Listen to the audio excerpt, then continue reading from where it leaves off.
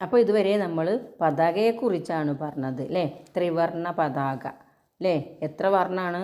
3 വർണ്ണമാണ്. മുകളിലേതാ? കുങ്കുമം അല്ലേ. നടുക്കോ വെള്ള, താഴെയോ പച്ച നിറം. വർണ്ണം എന്ന് വെച്ചാൽ എന്താ കുട്ടികളെ? എന്താണ്? നിറം അല്ലേ. നിറമാണ്.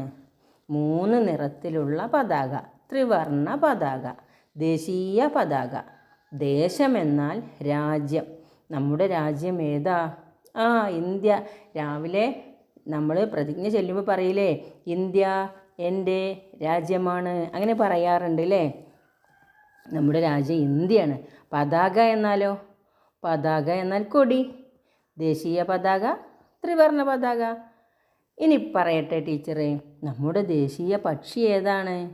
ദേശീയ പക്ഷി, നമ്മുടെ ദേശത്തിൻ്റെ പക്ഷി മയിലാണ് കേട്ടോ. നമ്മുടെ ദേശത്തിൻ്റെ പക്ഷി മയിലാണ്. പീലി വിരിച്ച് നൃത്തമാടുമ്പോൾ എന്ത് ഭംഗിയാണ് അല്ലേ. നിങ്ങൾ കണ്ടിട്ടുണ്ടോ മയിലിനെ? കണ്ടിട്ടുണ്ടോ?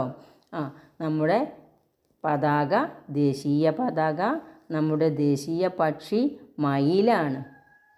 ഇനി ടീച്ചർ ചോദിക്കട്ടെ, നമ്മുടെ ദേശീയ മൃഗം ഏതാ? പറയൂ. നമ്മുടെ ദേശീയ മൃഗം കടുവ അല്ലേ. കടുവയാണ് ദേശത്തിൻ്റെ മൃഗം, നമ്മുടെ ദേശീയ മൃഗം. മഞ്ഞ നിറത്തിൽ, ദേഹത്ത് കറുത്ത വരകൾ കണ്ടിട്ടില്ലേ നിങ്ങൾ? അതാണ് നമ്മുടെ ദേശീയ മൃഗം.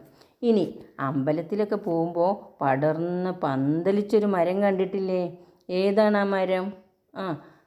ഏതാ? ആൽമരമാണ് കേട്ടോ. ആൽമരം, അതാണ് നമ്മുടെ ദേശീയ മരം, ദേശീയ വൃക്ഷം.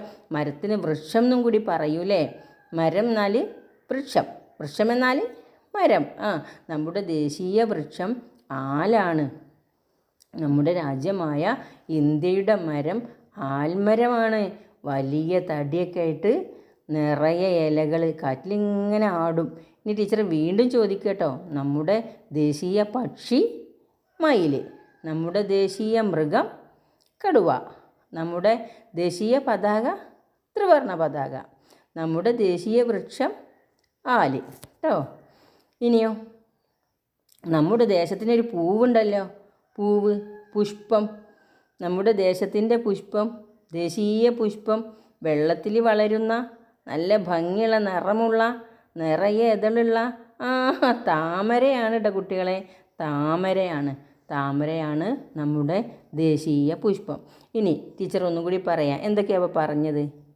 എന്തൊക്കെയാണ് പറഞ്ഞത്?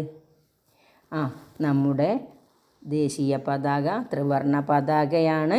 3 കളറാണുള്ളത്. മുകളിൽ കുങ്കുമമാണ്, നടുവിൽ വെള്ളയാണ്, താഴെ പച്ചയാണ്. ഇനി വെള്ള നിറത്തുമ്മേ ഒരു ചക്രം